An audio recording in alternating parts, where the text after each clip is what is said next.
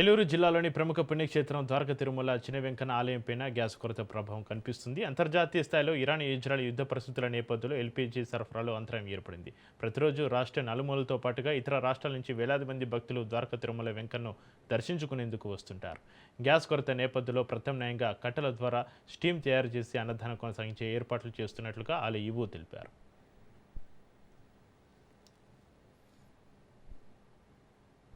మరి ప్రస్తుత పరిస్థితుల్లో మరి గ్యాస్ కొరత అనే అంశం ఒకటి కొంచెం ఇదవుతుంది.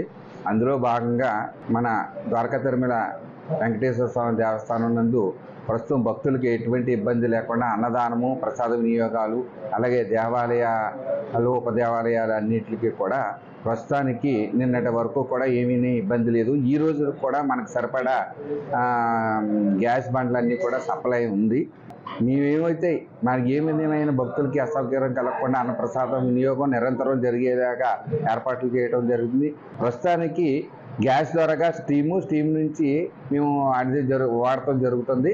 అలాగే కట్టెలు వినియోగించుకొని గ్యాస్ నుంచి మాకు స్టీమ్ కట్టెల ద్వారాగా స్టీమ్తో అట్లా అన్నదానానికి అట్లా కూడా వాడతాం. ప్రస్తుతం ఏంటంటే మేము వాటికి కూడా మేము ఏజెన్సీ తోటి సంప్రదిస్తున్నాము.